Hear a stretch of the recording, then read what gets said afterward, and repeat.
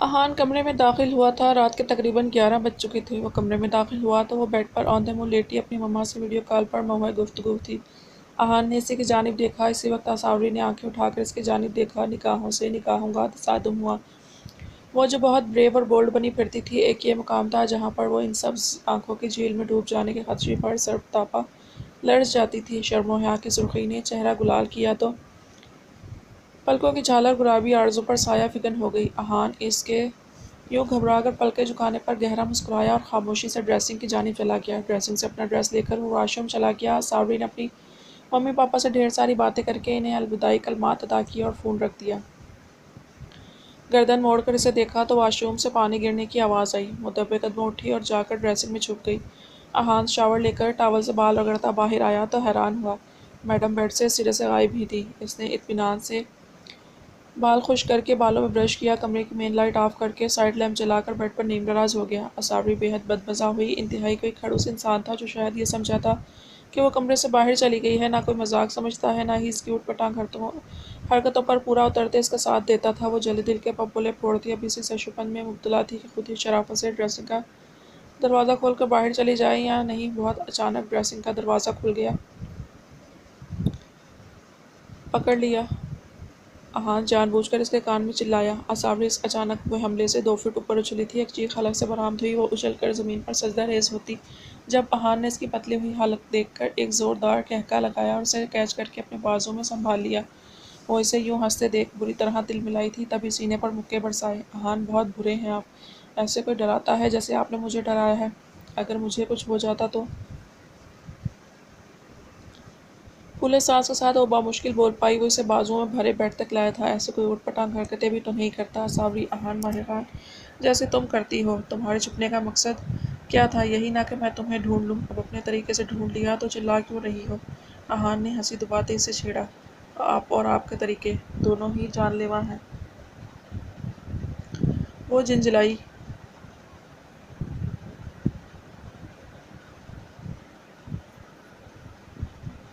احان نے اسے بیڈ پر لٹایا، خود بھی اس کے قریب نیم دراز ہو گیا۔ ابھی بھی تمہیں کوئی ڈاؤٹ ہے کہ تمہارے لیے میں اور میرے طریقے دونوں ہی جان لیوا ہیں؟ احان نے انتہائی معنی خیزی سے اس کے کان میں سرگوشی کی تو وہ گھبرا کر اس کی مخالف سمت کروٹ بدل گئی۔ اس کی اس فطری گھبراہٹ پر احان گہرا مسکرا دیا۔ آپ کو مجھے یوں ڈرانا نہیں چاہیے تھا۔ پتہ ہے کتنا ڈر گئی تھی میں! اگر مجھے ہارٹ اٹیک ہو جاتا تو؟ وہ منہ بسوڑ کر بولی۔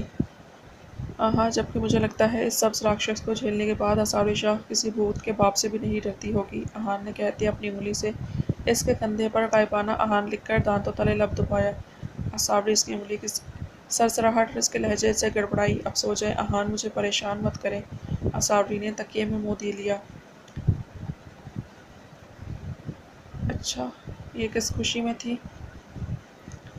احان اسے تنگ کرنے کو ذرا سا کروٹ بدل کر اس کے اوپر جھکا، یہ چیک کرنے کے لیے کہ میری غیر موجودگی سے آپ کے کیا تاثرات ہوں گے، مگر مجھے تو لگا آپ کو بالکل فرق نہیں پڑتا بیگم کے ہونے یا نہ ہونے سے۔ وہ جل کر بولی۔ احان پھر قہقہہ لگا کر ہنسا۔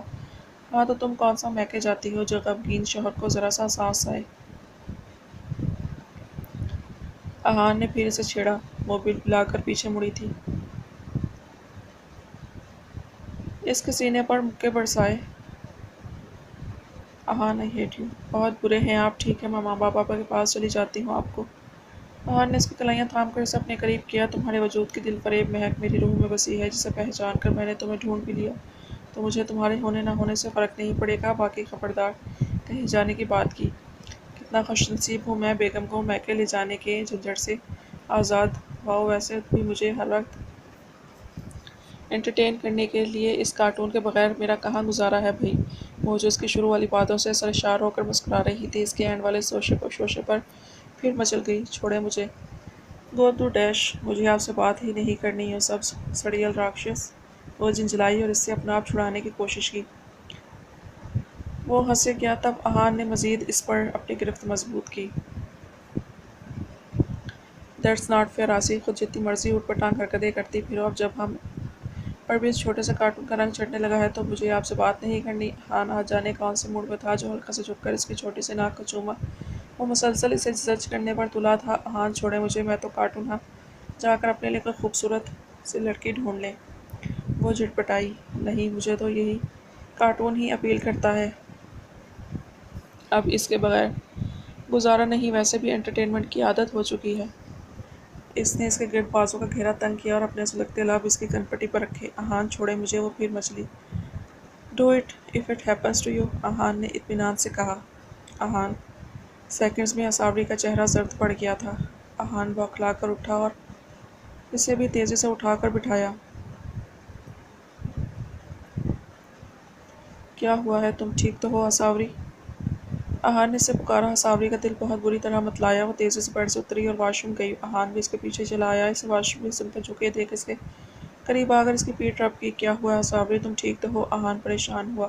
وہ منہ پر پانی کے چھینٹے مارتی رہی۔ کچھ ہی دیر میں وہ دونوں واش روم سے باہر نکلے۔ کیا ہوا ہے؟ تم مجھے آخر بتا کیوں نہیں رہی؟ اہان نے اسے نرمی سے تھام کر بیڈ پر بٹھایا۔ 2-3 دن سے ایسے ہی طبیعت خراب ہو رہی ہے اہان۔ پہلے مجھے لگا شاید فوڈ پوائزننگ وغیرہ ہے، مگر اب تو یہ… وہ نکہت محسوس کرتی خاموش ہو گئی۔ میں چھوٹی مما کو بلاتا ہوں، وہ آ کر تمہیں چیک کر لیں گی۔ حد کرتی ہو بالکل اصابری، گھر میں ڈاکٹرز موجود ہیں، تم کہہ نہیں سکتی تھی؟ اب وہ حسب معمول سنجیدگی کا لبادہ اوڑھ چکا تھا، تبھی اسے ڈانٹتا کمرے کے باہر جانے لگا۔ اہان، رہنے دے چھوٹی مما، لوگ لیٹ گئے ہوں گے، کیا ڈسٹرب کرنا ہے؟ میں صبح ہوتے ہی مفرا مما سے چیک اپ کروا لوں گی۔ اصابری نے اسے منع کیا، مگر وہ اسے گھوری سے نوازتا باہر نکل گیا۔ کچھ ہی دیر بعد واپس آیا تو اس کے ساتھ مفرا تھی۔ کیا ہوا ہے بیٹا؟ اہان نے تو مجھے ڈرا ہی دیا۔ تم ٹھیک تو ہو؟ مفرا نے اس کے قریب آ کر اس کی نبض چیک کرتے ہوئے پوچھا۔ اصابری انہیں اپنی سچویشن بتانے لگی۔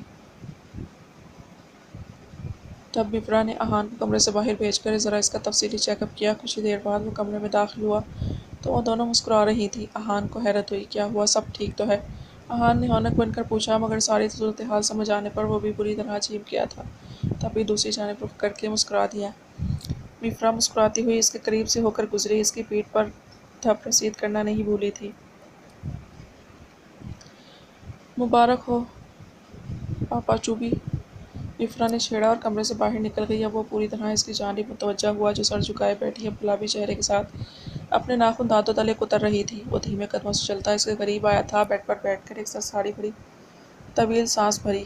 مبارک ہو ممی ٹوبی، وہ اس کے کان کے قریب جھکا۔ اصابری نے پہلو بدلنا چاہا، مگر وہ اسے تھام کر اپنی جانب گھما گیا۔ دیکھا میں اور میرے طریقے تمہارے لیے کتنے جان لیوا ثابت ہوئے ہیں۔ وہ واپس اپنے ٹون میں اسے چھیڑا۔ اصابری نے اس کے سینے میں منہ چھپایا۔ اہان، تنگ مت کریں، وہ چلا کر بولی۔ اچھا یہ بتاؤ ہمارا بیبی کیسا ہوگا؟ بلکہ پوچھنے کی کیا بات ہے، بالکل میرے جیسا ہونا چاہیے۔ اہان نے فرضی کالر جھاڑے۔ اس کا مطلب آپ چاہتے ہیں کہ ہمارا بیبی بھی بالکل سڑیل، بورنگ، سربراہ اور غسیل ہو؟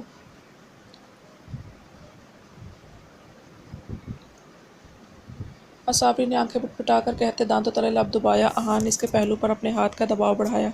اچھا بیگم، میرے بیبی کی مما بننے والی ہو، ابھی بھی میں بورنگ ہوں؟ چلو تمہیں انٹرٹین کروں، اہان نے کہتے اس کے گرد بازوں کا گھیرا تنگ کیا تو وہ بوکھلا گئی۔ اہان، میرے کہنے کا یہ مطلب تھوڑی تھا۔ اس نے کیوٹ سا منہ بنایا۔ میرے سمجھنے کا تو یہی مطلب ہے نا۔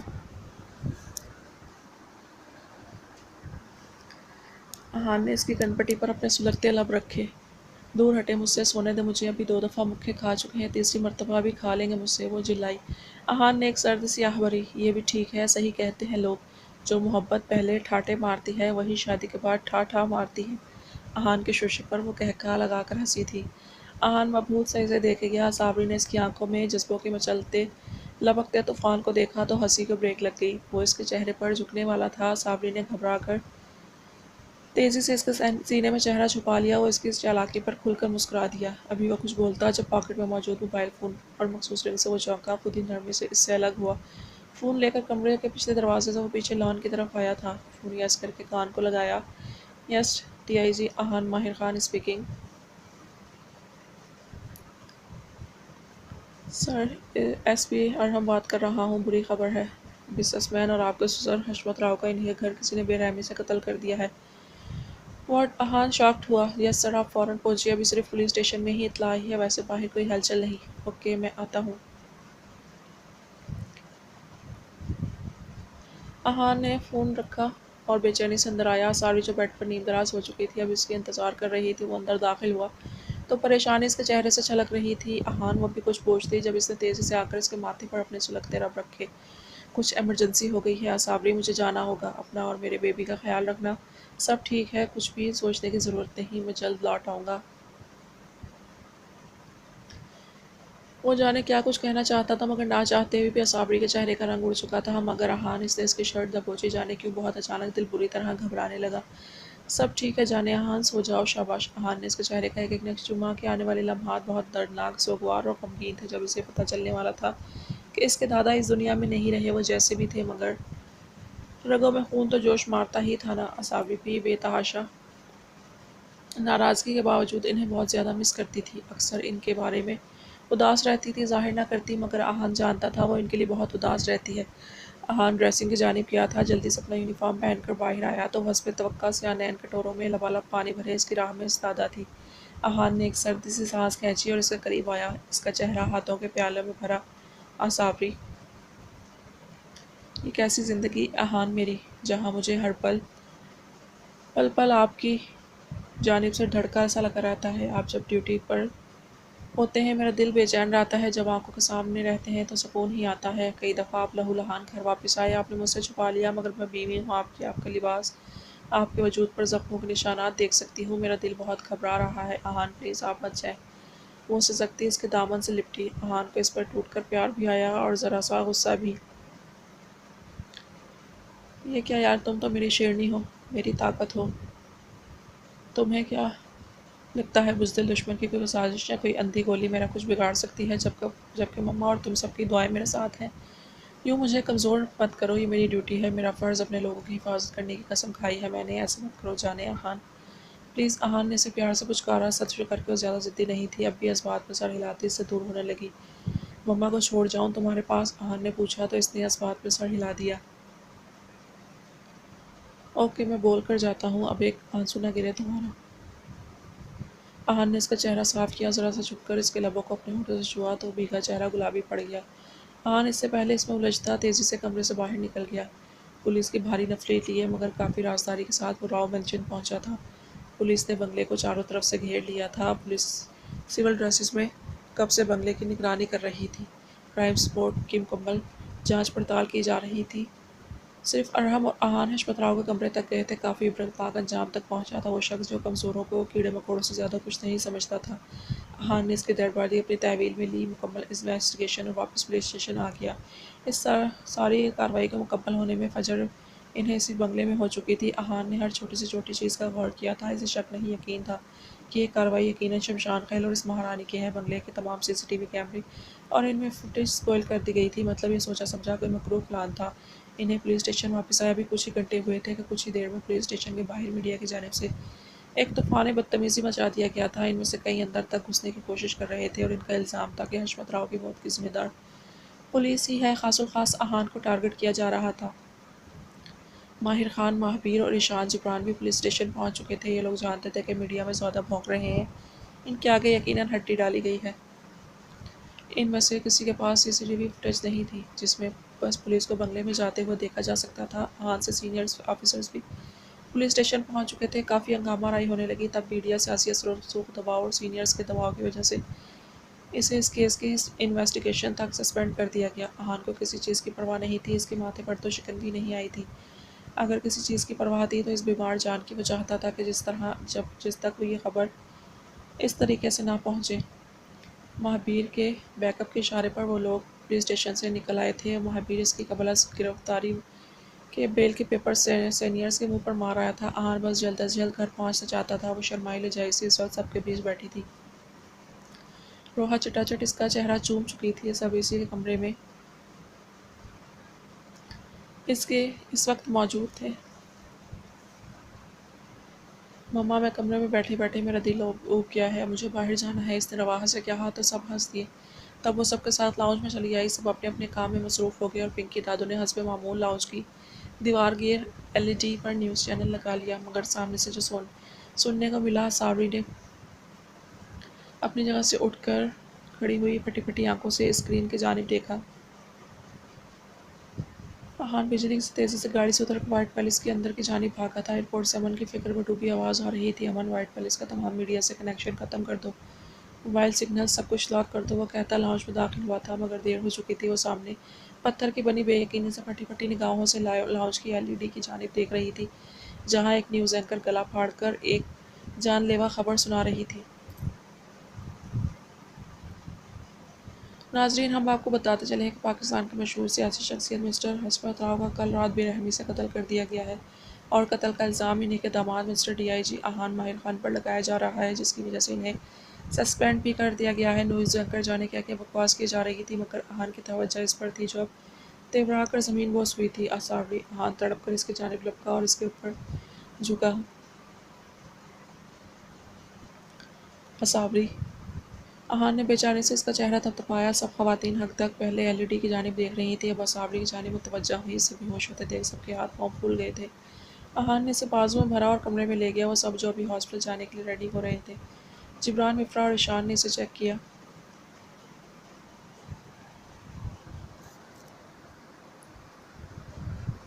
इसने बहुत अचानक बहुत ज़्यादा स्ट्रेस लिया है, तभी हवास खो बैठी है। सब इसके गिर्द इकट्ठे थे। रवाहा मुसलसल रोई जा रही थी, जबकि सब खामोश थे कि जानते थे ऐसी सिचुएशन तो कई मरतबा व्हाइट पैलेस फेस कर चुका था। वो होश में आने के करीब थी। अहान सबकी जानिब मुतवज्जा हुआ। आप लोग प्लीज़, मुझे अकेले में बात करनी है असावरी से। वो शर्मिंदगी के मारे बमुश्किल ही बोल पाया, मगर अब इसे हर हाल में इसे समझाना था, इस बारे में इसकी सोच जानना थी। सब खामोशी से बाहर चले गए। एक रवाहा थी जिसके चेहरे से परेशानी झलक रही थी। ममा, आप बिल्कुल फिक्र मत करें, मैं सब ठीक कर दूंगा, अहान ने कहा तो रवाहा ने इस बात में सर हिलाया और वो भी बाहर चली गई। अहान काफ़ी देर इंतज़ार करता रहा, तभी वो कसमसा कर होश में आई थी। अपने सर को थामा और उठ बैठी। फिर वो जानलेवा अल्फाज याद करके और अहान की अपने पास मौजूदगी महसूस करके फूट फूट कर रोती थी। अहान ने दांतों तले अपने लब कुचले। वो काफ़ी देर तक आंसू बहाती रही। अहान ने ये रुका दरिया बह जाने दिया। रो रो कर इसकी हिचकी बन चुकी थी। अहान अब परेशान हुआ, तभी गिलास में पानी भरकर लाया और इसके मुंह को लगाया। ज़बरदस्ती से 2 घूंट पानी के पिलाए। असावरी ने डुबडुबाती निगाहों से इसकी जानिब देखा। मैं सिर्फ ये जानना चाहता हूँ असावरी, तुम्हें मुझ पर एतबार है कि मैंने नहीं किया? अहान ने पूछा तो वो खामोश रही, जिससे अहान को बहुत ज़्यादा अजियत हुई। असावरी, मैं तुमसे कुछ पूछ रहा हूँ, मुझ पर ट्रस्ट है या नहीं? अहान ने इसे बाजू से थामा तो इसने धीरे से इस बात में सर हिला दिया, मगर असावरी के मगर कहने पर अहान की फिर सांस अटक गई। क्या मगर असावरी, बिला झिझक जो कहना है कहो, अहान ने संजीदगी से कहा। मगर आपका गुस्सा,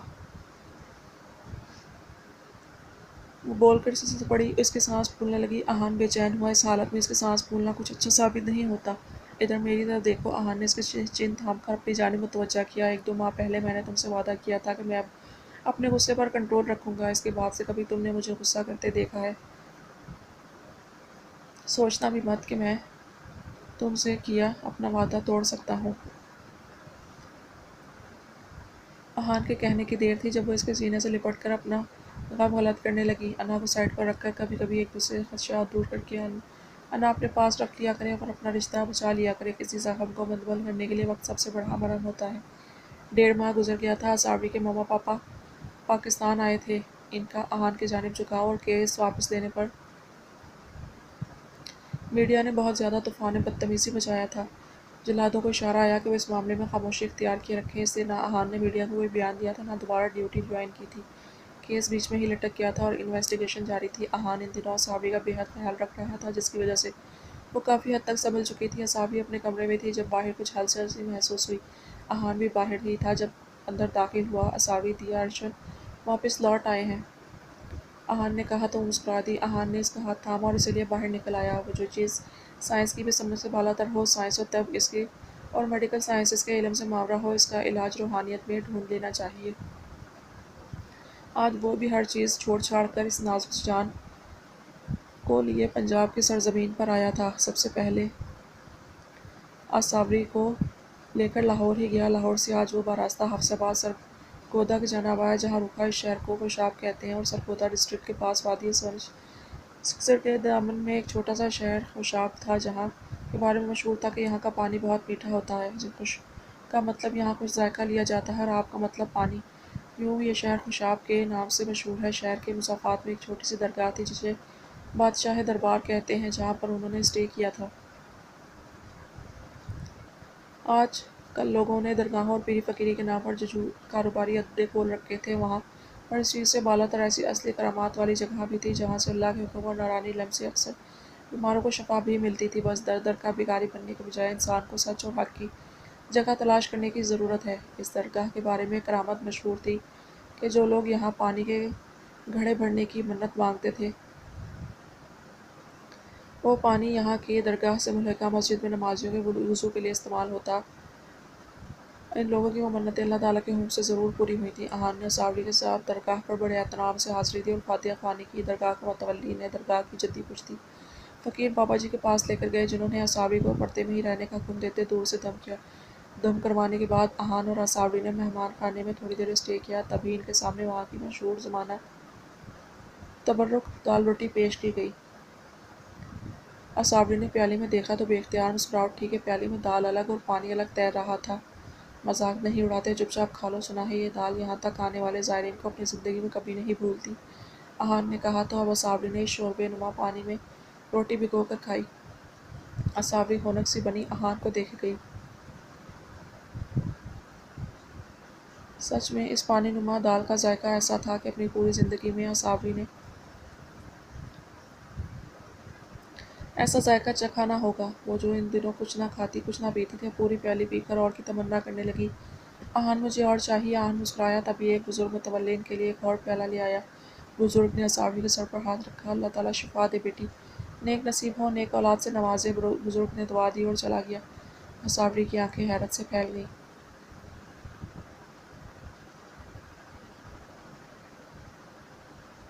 آہان، انہیں کیسے پتا کہ میں آسی کچھ چیزیں کیوں کیسی جیسی چیزوں سے ماورا ہوتی ہیں جن کے بارے میں زیادہ سوچنا نہیں چاہیے۔ ہمارے لوٹنے کا وقت ہو گیا، اب جلدی کرو۔ آہان نے اسے نرمی سے سمجھایا۔ وہ خاموشی سے کھانا کھانے لگی۔ ڈھیر ساری دعائیں اور نیک تمنائیں لے کر وہ واپس ان کے لیے لوٹے تھے۔